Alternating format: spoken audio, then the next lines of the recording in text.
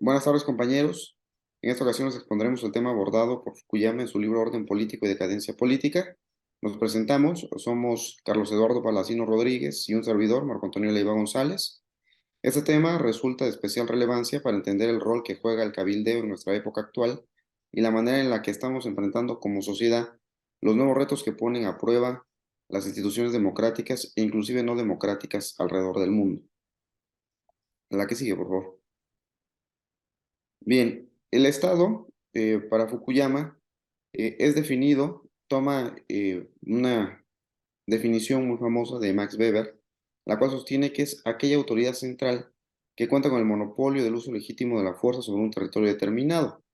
A través de diferentes etapas históricas, se nos va explicando la manera en la que el Estado comenzó a evolucionar, nuevamente utilizando las categorías weberianas. Fukuyama nos explica cómo las primeras sociedades que fueron capaces de construir instituciones estatales lo hicieron a través de aparatos patrimoniales. Y fue con el pasar del tiempo que gracias a la construcción de otros poderes, además del monárquico, que se establecieron contrapesos que limitaban el poder de todos los actores involucrados en la toma de decisiones y sobre todo como lo relativo al pago y subida de impuestos, dando como resultado de manera paulatina lo que hoy entenderíamos como el Estado moderno. Para una mejor referencia, los estados e instituciones que nos expone Fukuyama nos pone sobre la mesa tres casos particulares. La siguiente, por favor. Nos pone tres casos particulares. Sobre la prueba de respuesta que tuvieron las instituciones del Estado y cómo a pesar de ser países con contextos diferentes, las instituciones no supieron adecuarse a sus realidades políticas.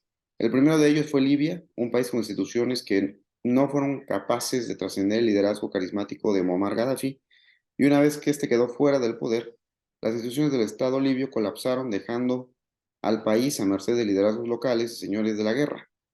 El segundo caso fue el de Estados Unidos, un país con una democracia bastante consolidada, pero que al mismo tiempo sus instituciones no fueron capaces de regular a las instituciones bancarias y debido a su sobreregulación tampoco pudieron evitar la crisis financiera que se dio en el 2008. Y finalmente, bueno, y además Fukuyama nos pone sobre el texto un punto muy importante que es que en Estados Unidos se comienza a ver que a través del cabildeo los grandes intereses de las grandes empresas comienzan a capturar a las instituciones democráticas.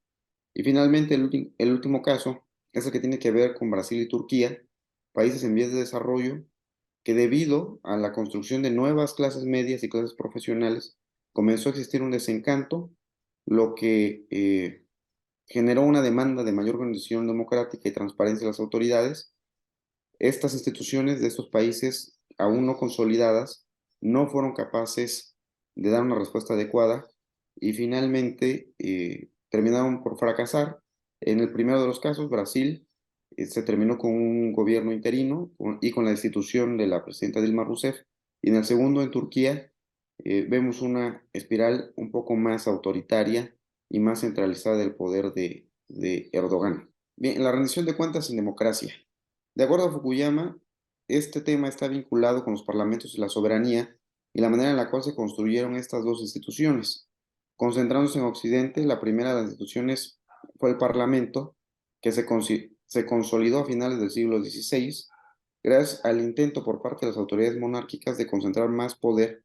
Se enfrentaron cortes y parlamentos con el poder central. En países como Francia, España o Rusia, los poderes monárquicos y centrales fueron más exitosos. En Polonia, por otro lado, resultaron derrotados los poderes monárquicos, debilitando el poder central de manera muy importante y fragmentando el poder. Y solo en Inglaterra se pudo conseguir una convivencia un poco más armónica entre estas dos figuras que dio paso a un ejercicio del poder más equilibrado y exitoso. El hecho de que ahora el monarca se viera obligado a consultar al Parlamento y a las élites antes de subir impuestos comenzó a cambiar la dinámica de la rendición de cuentas y supuso la construcción de un nuevo concepto que fue la soberanía.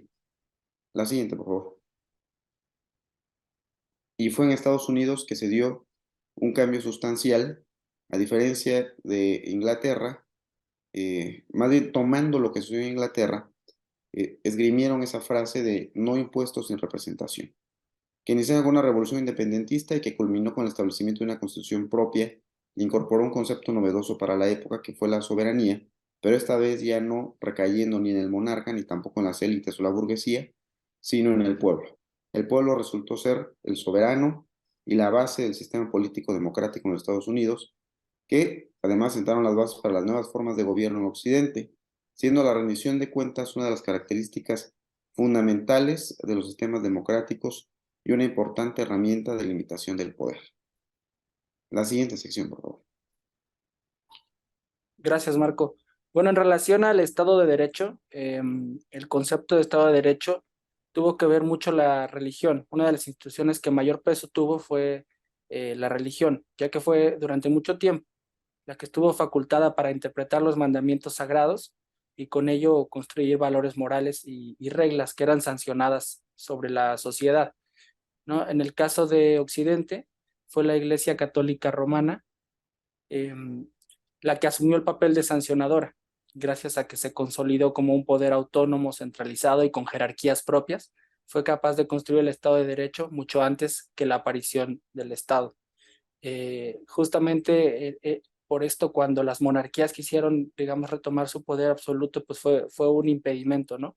En el caso de China, por ejemplo, fue diferente, ya que aquí no se consolidó de la misma manera que en Occidente. Aquí en China sí se formaron primero las instituciones del Estado y posteriormente el Estado de Derecho, lo que facilitó la creación de un Estado, de un poder centralizado, y de esa manera dieron los primeros pasos de un Estado moderno. Y bueno, ya para cerrar la presentación, tenemos algunas consideraciones finales. Una fue, primero es que el éxito o fracaso de un sistema político, de acuerdo con Fukuyama, depende de manera crítica a su nivel de adaptación al momento de abordar las problemáticas actuales. Fukuyama nos explica en su texto las diferentes etapas de construcción y consolidación de las instituciones del Estado, la construcción de contrapesos y las limitantes de los poderes centrales, el rol que jugaron las religiones en la construcción del Estado de Derecho y la manera en la cual se ha entrado en una nueva etapa institucional de crisis, donde hay degradación y decadencia. Precisamente por esto podemos interpretar que él concluye con la frase o texto que compartí al principio, ¿no? Que el éxito o fracaso de un sistema político pues dependerá de su nivel de adaptación al momento de abordar las problemáticas actuales. Bueno, pues sería todo de nuestra parte por ahora para nuestra presentación. Muchas gracias y buenas tardes.